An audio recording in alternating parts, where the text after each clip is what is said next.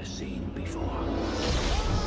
That was a clip from The Prestige, Christopher Nolan's film from 2006. That was Michael Caine we heard there, in typical Michael Caine fashion. That was his mid-Batman film. He'd just made Batman Begins and about to start work on The Dark Knight, and decided to do a little film in between. And it was just, it's one of my favourite films of his, I think. If you put aside the Bat trilogy, it's probably my favourite Nolan film. Oh, easily. It's fantastic. I mean, Hugh Jackman, who I wasn't a huge fan of before, really won my heart in this film. He does a great job because his character needs to be a performer and he needs to be over the top. He needs to be that sort of cheesy grin dude. And he does a wonderful job at being a performer. And Christian Bale, being the other magician that doesn't have that sort of talent to be the showman, is great as sort of the dark horse. And it's just a nice sort of double act between those two. Yeah, it is, yeah. And Christian Bale in a rare moment where he's not doing an American accent. He's pretty much doing his own voice, from what I can tell. Pretty much, yeah. It's really quite surprising at first. And apparently Chris Nolan didn't even consider Christian Bale for the role. Even after they'd worked together on Batman Begins, Christian Bale actually had to contact him after they had made that movie to inquire about the part, right? Which then made Chris Nolan go, "Of course, he's perfect for the part." Yeah, nice. Yeah. But yeah, I absolutely. It's very hard to talk about this movie because it is such a in true Chris Nolan fashion. It takes twists and turns, but. Ignoring the Batman series, this isn't just my favorite Chris Nolan film, but it is one of my favorite movies of all time, and I'm really, really glad. Even though our link to this week's feature review, The Incredible Burt Wonderstone, is very tenuous. It's magicians, and if you want to get tenuous, it's warring magicians. It was just a privilege to get to go back and watch this, and I was surprised that I'd forgotten a lot of the twists, so it was good to go along for the ride again. I'm impressed that you had. I think it's one of his better shot films as well, just in the sense that the production design is really outstanding. They really do a great job of bringing you back to, 19th century London? 1902, 1906, okay. Very, very early 1900s. Okay, cool. So 20th, but it is beautiful. Sorry, yes. Yes. You've got these great streets of London. Everything's dirty, and the costumes are fantastic, and it does a really nice job of bringing you into that world. And speaking of casting, there's also an amazing cameo by David Bowie, who's doing a fantastic job. He doesn't always act well, in my opinion. I don't know what you think of his career. Well, I just saw Labyrinth for the first time a few days ago by total coincidence. Labyrinth is definitely one of those movies that you need to like as a child. I liken it to my Neverending Story, which I think is still fantastic. Yep. But him in Labyrinth is just bizarre. I'm in the same boat, man. I guess he's okay. I saw that as an adult as well, and I was confused as to why it's so loved. I don't understand it at all, but I understand. It's got some inventive parts. If you saw it as a child, it probably would be pretty mind-blowing, and it would be pretty awesome. But for me, it was very strange, and it's worlds apart from what he's doing in The Prestige. Yeah.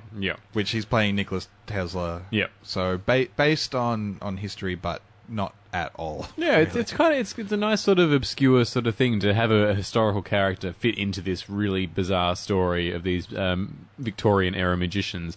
I love it, and Bowie does a great job. You've also got help me out, motion capture man. Andy Serkis. Andy Serkis doing a rare actual Andy Serkis role, as in he's not in costume or in a motion capture suit. He's just being himself, and I love him in this film as well. He's a very good actor, and he's a very underappreciated actor. Just because he's good at doing the motion capture stuff, I think has robbed him of a lot of sort of, I don't know, what would you call them, face roles? Real time role. I don't know, but yeah. The other one I can think of that's been of note was that Burke and Hare film he did with Simon Pegg, which looked diabolical. It was terrible, and it really made me sad. It was depressing how bad that was. But I think he was also in King Kong as he was as a human, as well as obviously the monkey. Oh, what? Oh, okay. I don't remember that. I should say. Sorry, ape fans. King Kong's not a monkey; he's an ape. No, he was the ape, and he was also a human, and possibly something else as well. Okay. Anyway.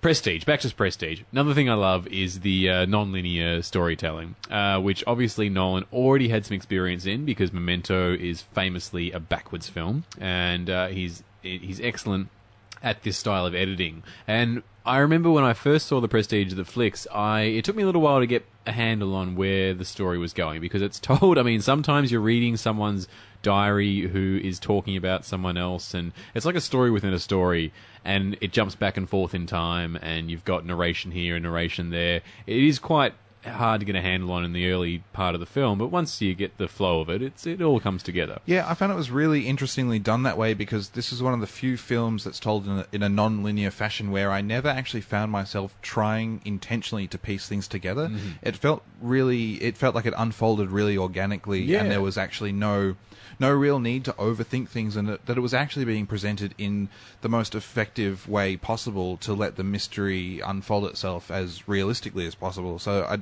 unlike Memento, and I know that I'm one of the few people that doesn't particularly like Memento. I think it is a fine piece of work. I think that it is emotionally distant, which is the same problem I had with Inception.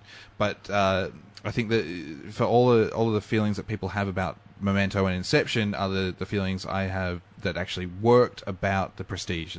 The elements that Chris Nolan has as a sort of trademark as a director, they can really pull off, and I think it just worked absolutely perfectly in The Prestige, because at no point, whenever it would flick between times, and I actually found myself, at least on this watching anyway, relaxing halfway through it every time it would change times, and just think it doesn't really matter, because this is just information, and as long as I know this information, everything will work out in the end. I don't need to place this in a certain time or period, and that's a hell of an achievement to get to, because you're intentionally misleading people to some degree, but with the best of intentions, and with it not being a strain. We did mention obviously there's some twists involved towards the end. One of the treats of this film is being able to watch it a second at a time, and a third time, and a fourth time. I'm not saying you have to, but I mean, when you do revisit the film after you know how it ends, it is amazing to watch the performances and have the insight to see what they're actually doing with it, because there's a lot going on under the surface here, and it's one of the many rewards of this beautiful film. Yeah, that's right. It repays. It pays off so many times, and I think this might be probably the fourth time I've seen it. And like I said, I luckily had forgotten a lot of the twists, because it really is. It's a pleasure to watch it unfold. And getting to the heart of the movie about this sort of. Actually, it's very hard to talk about what is really at heart, but it's a film about obsession. I mean, these two magicians in Victorian era London want to be the best magicians in the world. I mean, it's that's in a nutshell. And the price of obsession and what these characters go through. Yeah.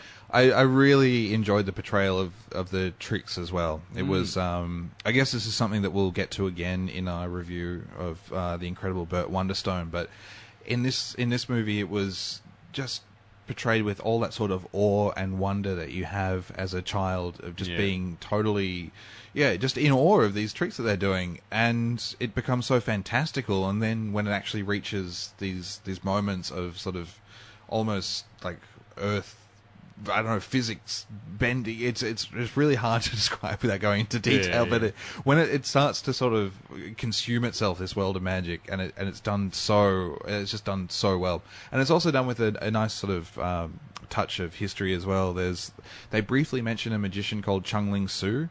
I'm not sure. Are you familiar with this? No, this guy at all? I wasn't aware he was a real person. Yeah. So the story behind Chung Ling Soo is that at least in The Prestige, you see a Chinese magician who's probably he's in older age, he's about 70 or 80, and he appears very frail, and he doesn't speak any English, but he does these amazing magic shows for people, and he's incredibly famous, and people can't work out how he does it. Hugh Jackman's character at some point in the film tries to work out how he does a trick in particular, where he's standing over a table, draping a curtain, and he flicks the curtain. You see nothing's there. He flicks it again, and all of a sudden there is a fishbowl on the table with water, with fish in it. Hugh Jackman's character thinks that the only way he could do this is that he wasn't actually a Chinese magician in his 80s. He's actually a man capable of great physical strength who, when he's pretending to hobble, is actually holding a fishbowl in between his legs and puts it up on the table. This is based on not that trick, but the character is based on an American man who adopted the name Chung Ling Soo and dressed as a Chinese man, because in the early 20th century it was popular, to be exotic was a sort of an attraction of sorts. And he lived his entire life as a Chinese man. In public, he would never talk, or he would talk through an interpreter, or he would talk in very, very broken English. I think he used to say something like many thanks or something like that would be the only thing he would say. But I just like the little touches in the Prestige that it's actually based on this of this loving history of magic, which we should also mention that this movie is based on Christopher Priest's novel, who held out. He really wanted Chris Nolan to direct the movie. He had other people after him. I think it might have even been Sam Mendes, actually, who wanted to make this book. When this book came out not too long ago, it was, I think, mid-90s, a lot of people were after it, but this author was such a fan of Chris Nolan's works, Memento in particular, that he held out to try and arrange a deal with him. Awesome. And luckily it ended up working out. Oh, that's cool. All right, well, that's pretty much Chris Nolan's The Prestige. If you've still to catch up on this film, please make a date. It is definitely worth your time. And that brings us to the next magical movie.